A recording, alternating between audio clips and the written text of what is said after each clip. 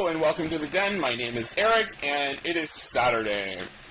This week is question and answer week and I've got a ton of questions from you all that I am going to be going through here on my handy dandy spreadsheet, and I'm not going to get too deep into anything other than Q&A this week because the last time I did Q&A week I only answered one question and it was a really long answer, and I'm going to put a link back to my first Q&A video down in the crotch. So if you want to see my really long answer to a singular question from last Q&A week, go down, click the link in the crotch, it'll take you right to the video. Alright? Alright, let's get started. If you're wondering why I'm glistening in here, it's because it's like 97 degrees in Washington, D.C., and my air conditioning is crappy right now because it cannot keep up with the heat. So I'm going to occasionally be wiping myself down with this little Pokemon washcloth. Isn't that adorable? Alright, moving on. If you could move anywhere, where would it be? I would want to move back to the West Coast because I absolutely loved living in Seattle. Oh my god, waking up and seeing mountains every day, beautiful champagne pink-topped mountains, and where the sun was gone for 9 months out of the year, and it never cracked 80 degrees. Oh my god, sign me up. Put me back on the West Coast. Yes, yes, yes. What is the craziest place that you've ever had sex? I love the answer to this question because it is so random and so unique. So, when I first met my husband, we went to a protest in New York City, and we were both filming footage and editing footage for indie media. So, I was in a television studio with he was my boyfriend at the time, my husband now, and we were filming all of this, like, don't go into Iraq protest footage. There was a whole lot of, like, police brutality footage that we pulled out where people were, like, being trampled by cops on horses and shit like that. It was fucking awful. But I was editing video for, like, 15 hours, and I was crashing hard, and there was no place to sleep because we're in a goddamn television studio, this indie media TV studio in Soho. And so I went up on top of the sound booth, and I was going to fall asleep, and instead we wind up having some amazing fucking, like, hanging off these rafter bars sex on top of the sound booth in a television studio in Soho. It was fucking incredible. I will never forget it. There you go. What is my view on bisexuals? Bisexuals are people, and everybody can love whoever the fuck they want to love. So if they are into both guys and gals, then good for them. How long does it take to create your videos? So, for me, the videos take about 4 to 5 hours. I'll film about 25 to 30 minutes of film footage, and then I'll edit that down over the course of probably 2 hours.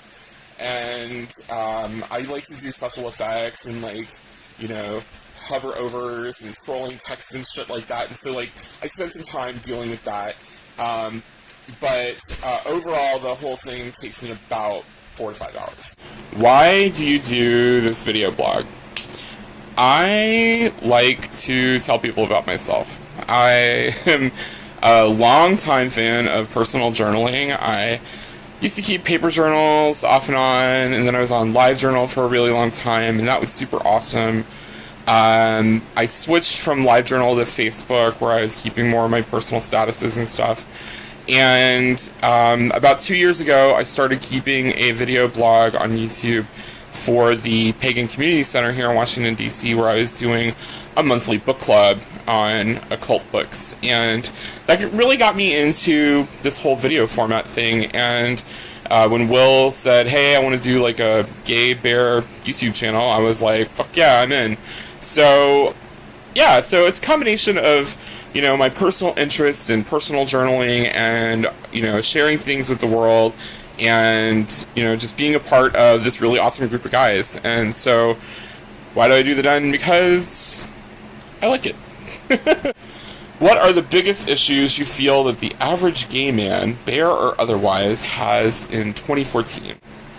Well, I think that with a lot of the way that society is changing, I think that right now we're at this kind of tipping point in American culture, at least, where more of the country believes that gay marriage is cool and fine and they don't have a problem with it, and we're kind of moving into a world where more people are becoming more accepting of people who are openly queer, and that is great. That is so awesome, because hiding behind, you know, the closet door is not something that anyone wants to do. It leads to all kinds of psychological fucking drama and stress.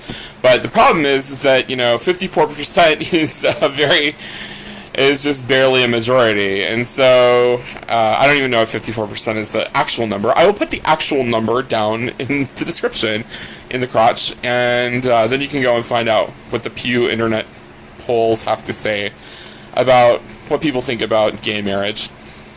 But there's still like something like 40% of people that are just like, no, fuck the gays. So it's for those people, you know, those are the people that are having the harder time of things, you know, kids that are being turned out of families. LGBT youth homelessness is seriously a fucking huge deal. And now, you know, transgender youth are having an even bigger, deeper, you know, awakening. You know, like everybody is coming out, you know, as transgender. It's amazing. And so to be able to be open about every aspect of your life is kind of the struggle that people are in now. So it's not just like, are you gay, are you a lesbian, bi, whatever, but also too, what is your gender expression and your gender identity, and, you know, how does this have an impact on your life and your work?